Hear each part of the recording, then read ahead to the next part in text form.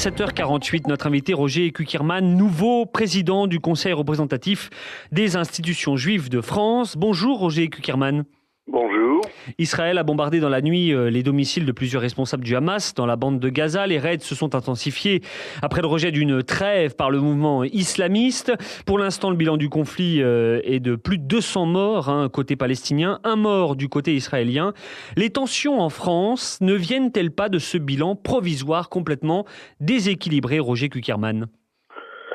Je pense que c'est un mauvais prétexte parce que il y a 198 pays dans le monde, il y a les 3/4 sont des dictatures, il doit y avoir au moins une 50aine de conflits. Je pense à la Syrie où il y a 170 000 morts et aucune manifestation en France pour afficher la sympathie, l'angoisse ou la colère.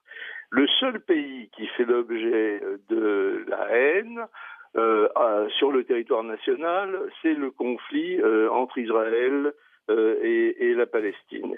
Et je trouve que c'est un mauvais prétexte parce que derrière cet antisionisme qui s'exprime dans les rues, il y a de l'antisémitisme. Et la meilleure démonstration a été faite ce dimanche par l'attaque contre des synagogues avec des cris de mort aux Juifs et pas mort aux Israéliens. Pourquoi attaquer des synagogues ? Ça a été un mouvement très inquiétant, d'une gravité extrême, du jamais vu en France. C'est une rupture du pacte républicain. On peut avoir des opinions divergentes sur le conflit du Proche-Orient, c'est parfaitement légitime. On peut s'exprimer très clairement, très librement. On peut s'affronter en parole, mais on n'a pas le droit de s'affronter en acte. Et là, il s'agit d'une dérive qui traduit un antisémitisme particulièrement inquiétant, parce que c'est isoler une partie de la communauté nationale par rapport au reste de la nation. Vous étiez reçu hier à l'Élysée, Roger Kukierman, par François Hollande, après ces incidents de dimanche, aux abords de 2 synagogues parisiennes. Vous avez exprimé évidemment votre très vive inquiétude. Une nouvelle manifestation est prévue samedi dans le quartier Barbès, aux alentours de 15h, pour soutenir les Palestiniens. Que vous a dit le président à propos de cette nouvelle manifestation ? Il compte l'interdire ? Écoutez, je pense, en tout cas, le ministre de l'Intérieur que j'ai vu également avec d'autres dirigeants de la communauté juive avant-hier, nous a dit aussi qu'ils étaient parfaitement conscients de la gravité des actes qui se sont produits ce dimanche et qu'ils veilleraient à ce que des manifestations qui risquent d'entraîner des troubles à l'ordre public seraient interdites. Je pense que la manifestation prévue à Barbès fait partie de ces manifestations qui risquent de porter un trouble à l'ordre public. Qu'est-ce que vous demandez, vous ? Je demande précisément qu'on évite de provoquer des situations dans lesquelles des dérives sont possibles. Je trouve qu'il est tout à fait inadmissible que des attaques pareilles comme celles qui ont eu lieu à Paris à la synagogue de la rue de la Roquette ou des Tournelles se reproduisent. Pendant 2 heures, 200 ou 300 fidèles de la synagogue de la rue de la Roquette ont été enfermés dans la synagogue à la demande des autorités de police parce qu'elles craignaient que si ces fidèles sortaient de la synagogue, il leur arriverait des ennuis graves.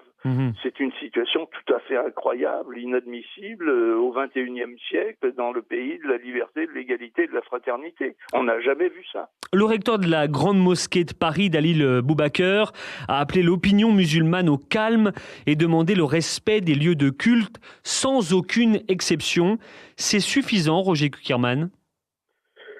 Écoutez, c'est un début. Moi, je lui avais téléphoné immédiatement pour lui demander d'intervenir et de calmer les troupes. En tant que président du Conseil national du culte musulman, ça me paraissait indispensable. Je souhaite que tous les imams fassent de même, parce qu'il est clair que ces actes sont commis par une immense proportion de jeunes musulmans et que donc il appartient aux dirigeants de cette communauté musulmane de s'exprimer très fortement et de dire à leurs fidèles combien combien c'est contraire aux valeurs de la République que de s'attaquer à une partie de la nation, que des débats peuvent avoir lieu sur ce qui se passe au Moyen-Orient, mais que c'est une attitude irresponsable que de s'attaquer à des individus physiquement et à des lieux de culte. On est en train aussi de rompre la loi sur la laïcité qui protège la liberté de culte. Roger Kuckerman, vous souhaitez qu'on revienne à un état d'esprit du vivre ensemble.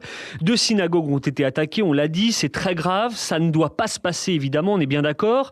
Mais est-ce qu'on peut dire pour autant, Roger Kuckerman, que l'état d'esprit du vivre ensemble est touché parce qu'une minorité, disons-le, de perturbateurs qui ne savent pas discuter autrement qu'avec des battes de baseball à la main s'en prennent à des lieux de culte? Écoutez, je n'ai jamais dit que la France était antisémite. Non, je vous demande. Non, je vous parle. Non, mais c'est bien clair dans ma question. Je vous dis, est-ce que vous pensez que l'état d'esprit du vivre ensemble est touché parce qu'une minorité ne sait pas parler autrement qu'avec des battes de baseball? La réponse est. Mais c'est une minorité importante et selon les. Il y avait 300 personnes. Il y avait 300 personnes. C'est pas 60 millions de Français. Selon les organisateurs, c'était 30 000 personnes qui étaient réunies.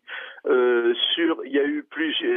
On parle de 2 synagogues, mais il y en a finalement beaucoup plus qui se sont répandues. Il y a eu des actes, les cris de mort aux Juifs ont été extrêmement nombreux. Il y a des dérives. Le vivre ensemble est touché. Le vivre ensemble est touché. Le vivre ensemble est touché, Roger Kuckerman, pour vous. Ah oui, je crois que cette communauté musulmane qui se promène avec des drapeaux d'autres pays, qui crie des morts aux Juifs, qui s'attaque à des synagogues, c'est extrêmement dangereux. C'est le reflet d'une attitude d'animosité, de haine, et le prétexte du conflit du Proche-Orient ne peut pas être accepté parce qu'il y a tellement d'autres conflits encore bien plus graves, et je repense encore à la Syrie avec ses 170 000 morts qui sont tous musulmans également, et personne sur le territoire national ne vient s'exprimer, ne vient faire de manifestations pour protester contre cette situation. Merci. Donc Merci beaucoup. C'est un mauvais prétexte. Voilà. Merci beaucoup, Roger Kuckerman, d'avoir été avec nous.